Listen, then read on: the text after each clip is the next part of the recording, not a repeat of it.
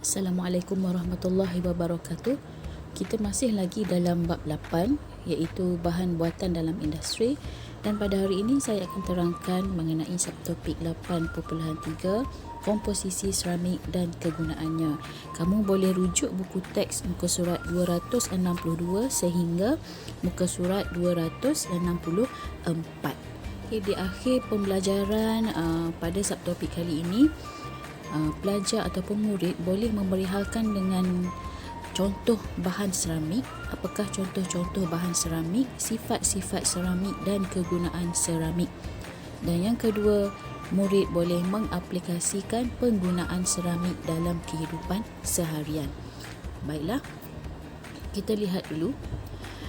Kalau kamu rujuk buku teks muka surat 262, terdapat gambar foto 8.8 yang mana gambar itu menunjukkan sebuah piramid Giza. Piramid Giza ini terletak di Mesir, yang mana piramid Giza ini dipercayai dibina daripada seramik. Bangunan piramid Giza yang berada di Mesir itu diperbuat daripada seramik. Apakah seramik dan adakah seramik merupakan sejenis unsur atau ia adalah sebatian? Jadi hari ini kita akan belajar apa itu seramik. Saya percaya kamu selalu dengar perkataan seramik. Mungkin kita selalu guna pasu seramik. Pasu seramik, pasu yang diperbuat daripada seramik. Namun adakah kita tahu apakah itu seramik? Seramik, apa itu seramik? Seramik merupakan pepecal yang terdiri daripada bahan bukan organik dan bahan bukan logam. Seramik itu ia adalah pepecal, dia wujud dalam bentuk pepecal, dia terdiri daripada bahan bukan organik dan bahan bukan logam. Di mana bahan seramik ini biasanya terhasil melalui proses pembentukan dan pengerasan menggunakan kaedah pemanasan. Kita semua mestilah, saya yakin kita pernah lihat orang buat pasu kan, guna seramik yang mana dia guna tanah liat lah. Tanah liat itu dia bentukkan dulu, kemudian dia guna air, kemudian dia buatlah bentuk pasu yang kita inginkan, bentuk panjang ke, bentuk bulat ke, dan tanah liat itu dia sentiasa berputar supaya boleh buat bentuk. Jadi tanah liat yang digunakan tu sebenarnya adalah seramik. Dia adalah bahan bukan organik dan bahan semestinya bukan sejenis logam. Jadi kita nak buat tu, kita seramik itu mesti melalui proses pembentukan dan pengerasan. Kita buat dulu bentuk pasu tu macam mana kita nak, pembentukan, dan kita biarkan dia keras. Macam mana nak biarkan dia mengeras? Gunakan kaedah pemanasan pada suhu yang tinggi. Selepas kita dah dapat bentuk pasu yang kita nak tu, kita panaskan pasu tersebut pada suhu yang tinggi supaya dia boleh mengeras. Jadi kebanyakan komposisi seramik itu terdiri daripada sebatian logam, sebatian bukan logam atau sebatian separa logam. Jadi kita boleh lihat apakah sifat-sifat asas, sifat asas sesuatu seramik. Di mana seramik ini dia adalah penebat haba, dia tidak boleh mengalirkan haba. Yang kedua, rintangan habanya adalah tinggi.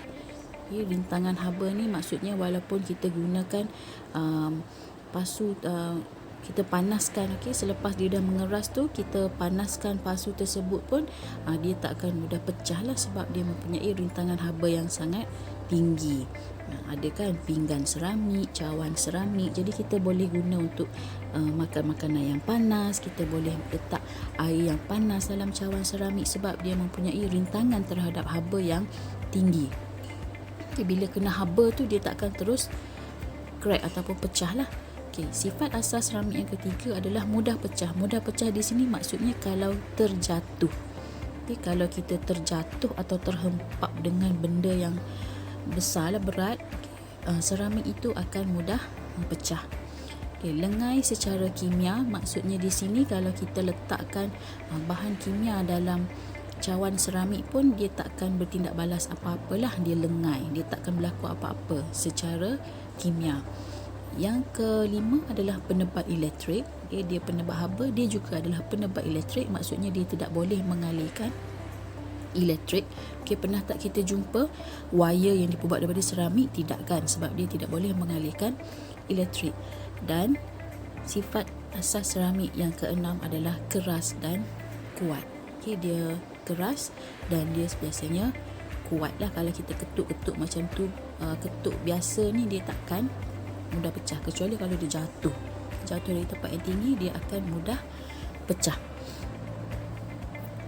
Okey, seterusnya jenis-jenis seramik. Okey, seramik ini terdapat dua jenis.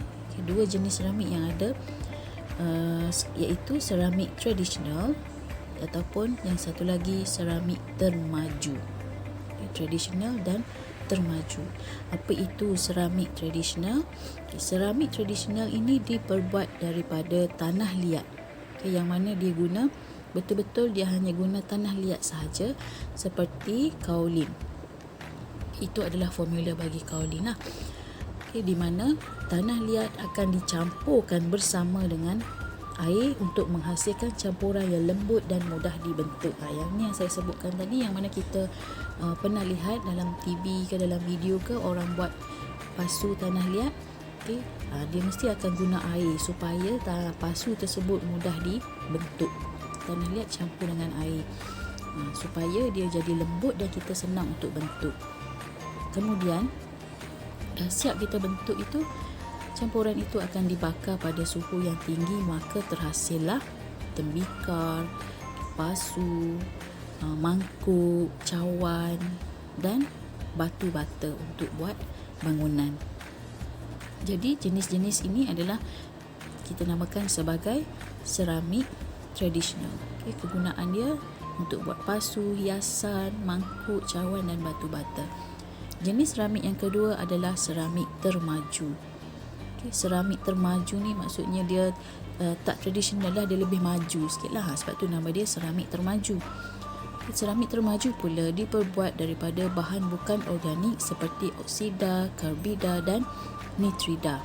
Dia ada campuran dengan bahan bukan organik, oksida, karbida dan nitrida. Sifat dia untuk seramik termaju ni, dia mempunyai rintangan haba dan lelasan yang lebih tinggi.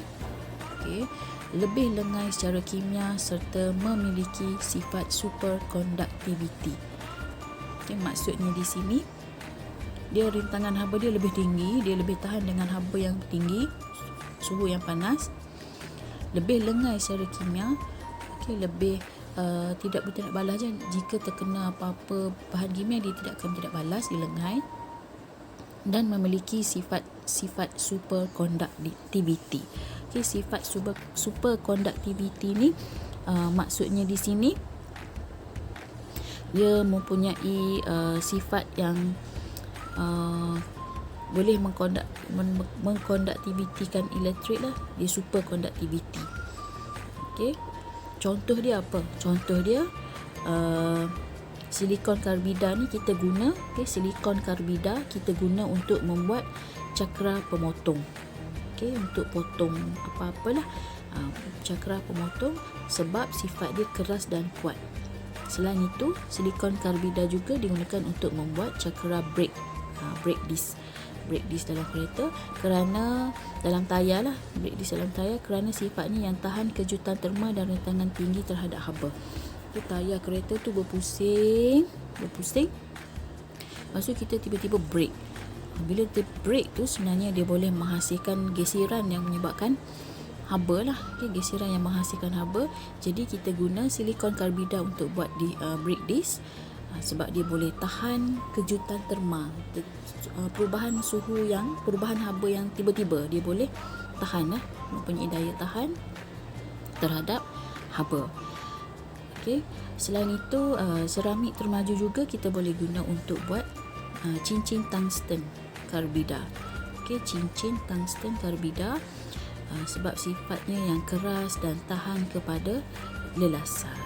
Okay. Jadi ini adalah dua jenis seramik, iaitu seramik tradisional dan seramik termaju, dan kegunaan-kegunaan seramik tersebut. Okay, apakah aplikasi kegunaan seramik?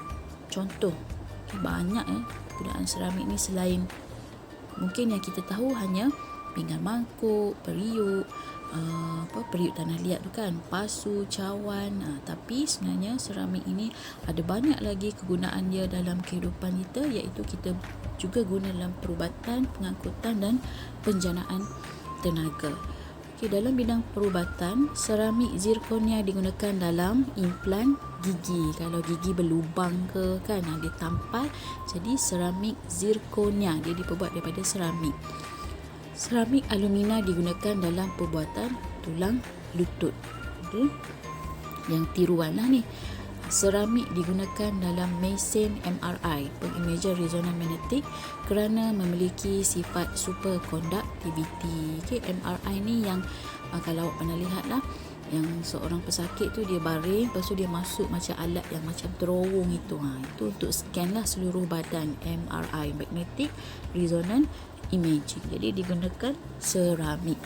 Dalam bidang pengangkutan pula, komponen enjin dalam kapal terbang jet diperbuat daripada seramik. Sebab dia tahan terhadap kejutan terma dan daya tahan dia tinggi terhadap haba. Dalam penjanaan tenaga pula, seramik digunakan sebagai bahan penebat elektrik di kawasan yang mempunyai voltan yang tinggi seperti di kawasan stesen jana kuasa. Sebab seramik ini dia penebat elektrik dan penebat haba, jadi dia boleh digunakan di kawasan yang kawasan stesen jana kuasa yang mempunyai voltan yang tinggi. Ini untuk keselamatan kita lah, keselamatan penduduk di sekeliling. Jadi guna seramik. Baiklah, seterusnya kita lihat ikatan kovalen dan ikatan ion di dalam seramik. Atom di dalam seramik, atom-atom dalam seramik ini diikat oleh ikatan kovalen dan ikatan ion yang kuat. Jadi atom-atom dalam seramik ini diikat oleh dua jenis ikatan, iaitu ikatan kovalen dan ikatan ion, yang mana kedua-dua ikatan ini adalah kuat. Okey, jadi disebabkan ikatan yang menarik atom-atom ini sangat kuat, seramik hanya melebur pada suhu yang tinggi, keras dan tahan terhadap mampatan. Okay, ini sifat asal seramik tadilah. Okay, kenapa dia keras? Okay, kenapa dia tahan terhadap mampatan? Okay, dan dia hanya melebur kalau suhu tu sangat tinggi.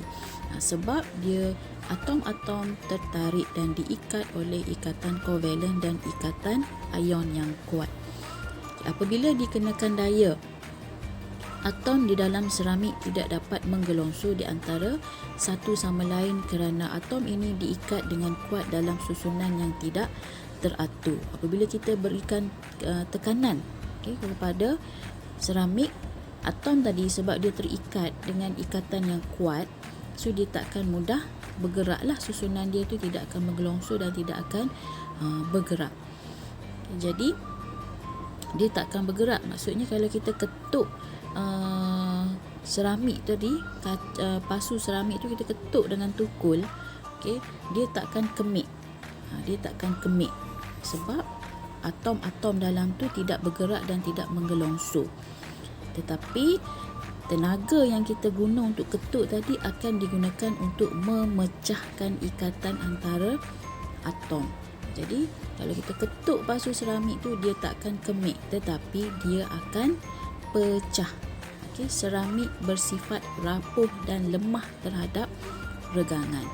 Kalau kita ketuk logam, okay, kita ketuk periuk besi contohnya, periuk besi tu takkan pecah, dia akan kemik sebab atom-atom dalam besi tu dia menggelongsu, sebab tu dia kemik.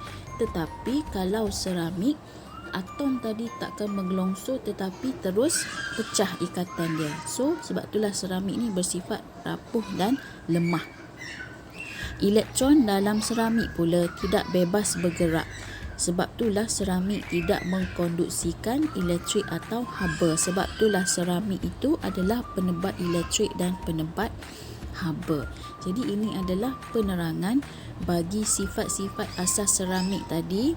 Okay, kenapa dia pendapat haba, kenapa dia pendapat elektrik, kenapa dia keras kuat, kenapa dia mudah pecah, dan kenapa rintangan terhadap habanya tinggi dan dia lengai secara kimia. Okay, kerana kamu ingat atom dalam seramik diikat oleh ikatan kovalen dan ikatan ion yang kuat.